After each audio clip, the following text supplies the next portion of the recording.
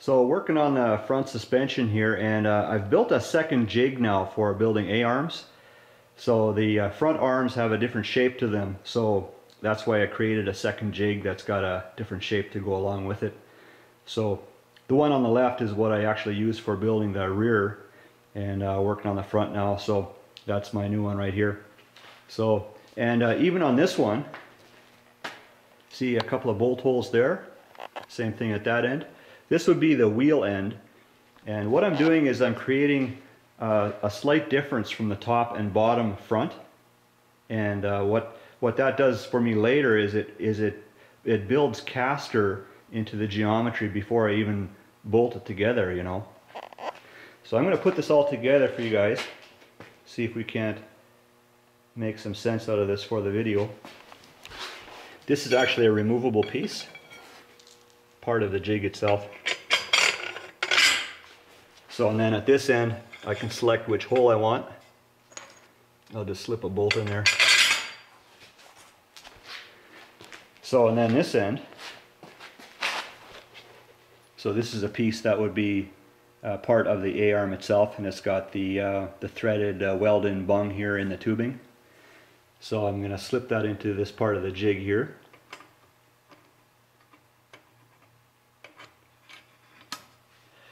Like so.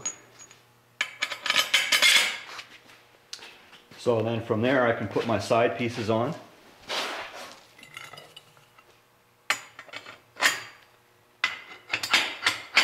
So that one. And this one.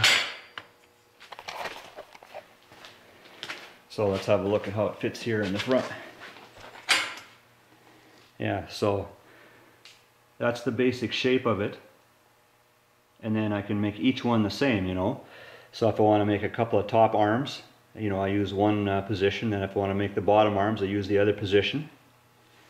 So that's kind of how it works.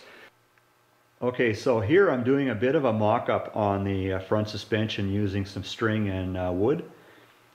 So the string is representing A-arms, and the wood here, see, I got some nails in there at just the right spot, and you can see there's an offset from the top to the bottom. So I'm simulating what it would be like on the machine itself, and then I've got my angle finder there, and then at the other end there I've got it. I got some screws in the wall there at just the right spot, also simulating how it would be on the machine. And then I take that piece of wood and I just kind of hold it snug onto the strings, and then I lift it up, simulating the suspension. And then I watch my angle finder, and I just want to see, you know, what's going to happen. So I've experimented here with a couple of different lengths of string. So you can see here in this shot how the frame gets narrower as it heads towards the front. So before I built that jig for the front arms, I mocked it up on paper here, the shape of the frame, and once I had that, then I drew it out on paper, you know, all the different points, how I wanted it all lined up, and then I laid out the pieces of the jig on this paper, and then I tack welded it together. Okay, so fast forward here, I got the four arms for the front basically assembled now, and I don't have the shock mounts and bracing and stuff like that done, but the basic shape is here. So here's what I was going to show you. So here's a top and a bottom arm stacked on top of each other, and at this end they line up, but then at that end there's an offset. You see that? So envision that the front of the machine would be to the left side, and you can see that bottom arm offset there, creating some nice caster.